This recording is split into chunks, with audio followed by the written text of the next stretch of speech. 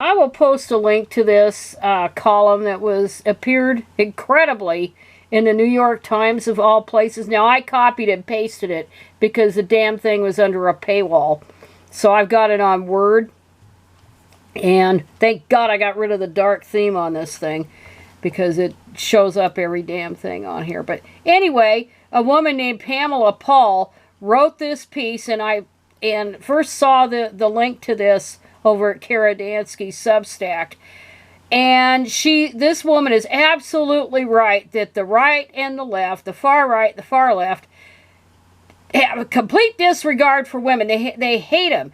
The only thing that I criticize this woman for is, and that might be because of the editors made her do it, is using the word transgender women or trans women.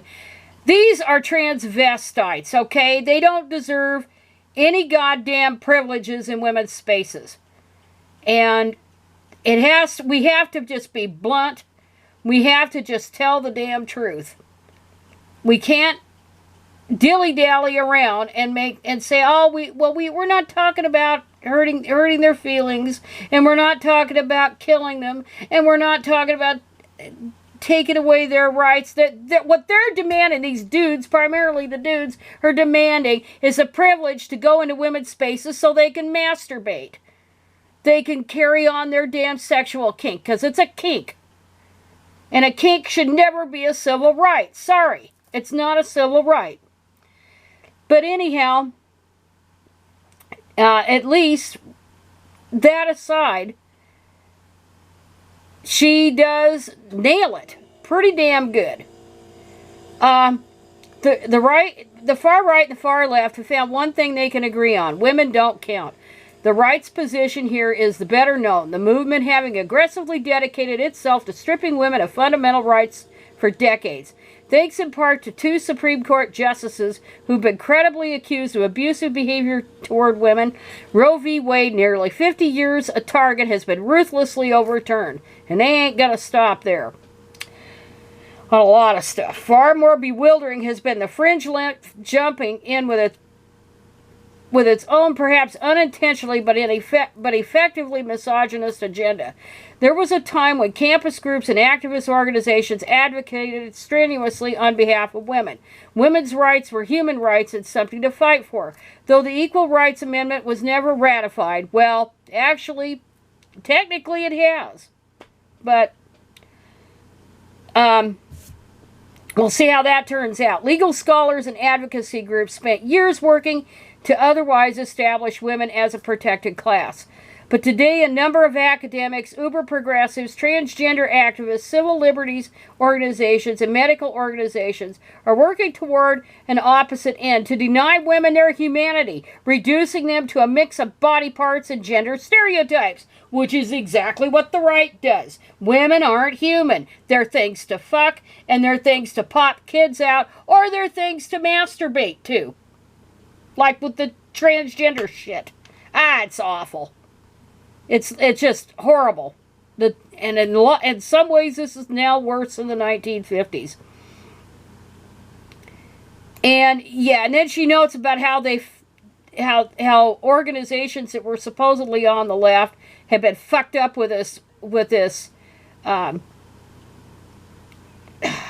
lingo, this queer theory lingo that you can't even mention women. It's like it's the N-word, right? Planned Parenthood, once a stalwart defender of women's rights, of course, now it gets striker money. Or not, excuse me, that's not striker money. I don't know if it gets it. Let me backtrack. I'm thinking of the ACLU. Sorry. And I see the ACLU's mentioned.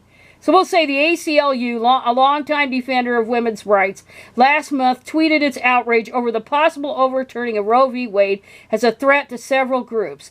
Black, indigenous, I'm almost hating that word, and other people of color, the LGBTQ community, immigrants, young people. Where the fuck are women? What the hell? That's Stryker. You can't even say women. That's who gets pregnant, you shitheads. Ah, God. But anyway, Planned Parenthood omits the word women from its homepage. Narwhal, and I almost started giving money to that, because I did years ago. Pro-choice America has used birthing people in lieu of women.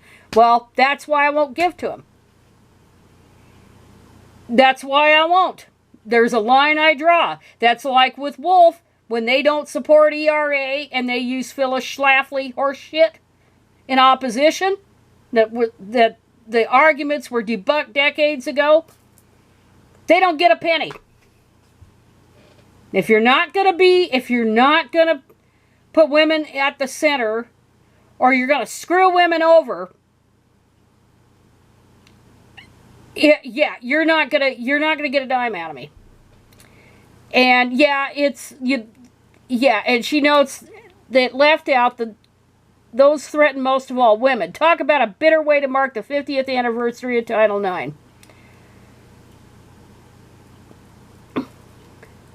And she notes the reason that they're doing it to be inclusive. Inclusive has turned into a dirty word in my book. But despite an spirit of inclusion, the result has been to shove women to the side, to exclude women. And of course, women have been accommodating because they always put men first. They always do this shit. And she needs to be a little more blunt about it. It isn't a matter of being nervous. It's like it's rape culture that's being normalized. It's like saying women have no right to say no to men. That's what the anti-abortion shit is. That's what this is. But she talks about the erasure of the language. And she says here, when not defining women by body parts, misogynists on both ideological poles seem determined to reduce women to rigid gender stereotypes, sex role stereotypes. Hate the word gender.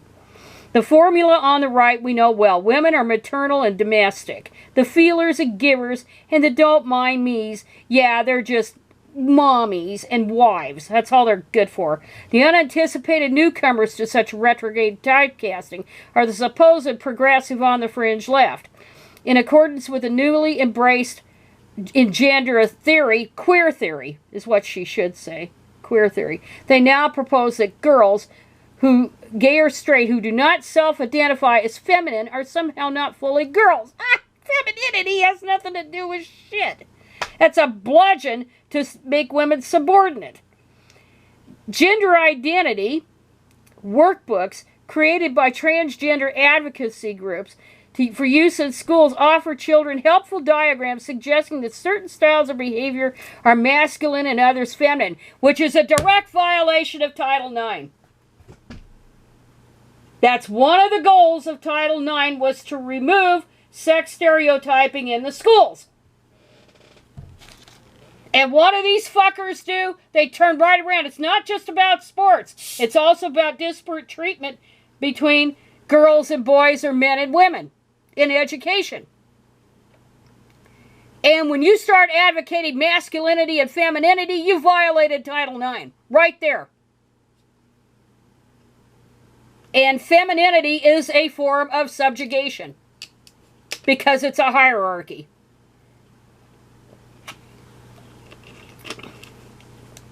And she goes into talking about the 1970s.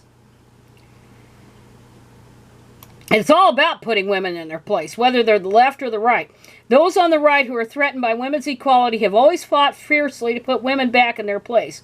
What has been disheartening is that some on the fringe left have been equally dismissive, resorting to bullying, threats of violence, public shaming, and other scare tactics when women try to reassert their right. The effect is to curtail discussion of women's issues in the public sphere. And the reason for that is men are threatened. They've been taught that a woman is only good for fucking and having kids. They're not an independent being of their own right. They're for them. They're for their use and abuse. So both the far left and the far right have the same agenda. And it's hatred towards women. As I said, she's a little bit too pandery to the cross-dressing crowd. But the fact this even appeared in the New York Times at all that may show that things are starting to change, because the New York Times heavily censored stuff like this in the past. So we're going to see how long this article lasts on the page, or if the trans mob gets it eliminated. So that's what's remarkable. It's not so much what she says, and I don't respect them, because I don't respect any kind of perverted individuals. She says, that's what I'm saying. She thinks we can respect transgender women. There's no such thing as a transgender woman. They're cross-dressing men. They're transvestites, and they don't deserve anything but contempt, utter contempt, when they go out of their way to trample all over women's rights.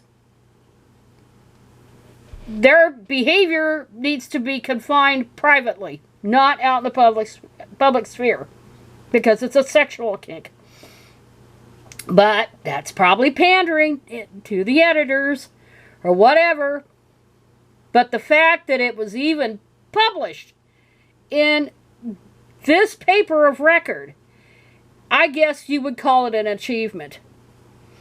Anyway, I thought I'd talk about this, and old Kristi Noem kind of got into trouble yesterday when she poo-pooed the idea that 10-year-old girls, if they're in South Dakota, should have access to abortion. And, you know, so don't tell me she's any friend of women, even if she's did something for women's sports. I mean, she hates women like shit. And if a little girl is raped and gets pregnant, well, too damn bad. Have the baby. Because after all, that's all you're for. That's all what a female's for anyway. So what is Kristi Noem doing in the public sphere anyway? She should be in the kitchen. And so, anyhow, that's more signs of the times. Women don't count. And it's very back-assward. And I will post the link to the actual article. You might be able to get into it without a paywall. So anyway, that is it.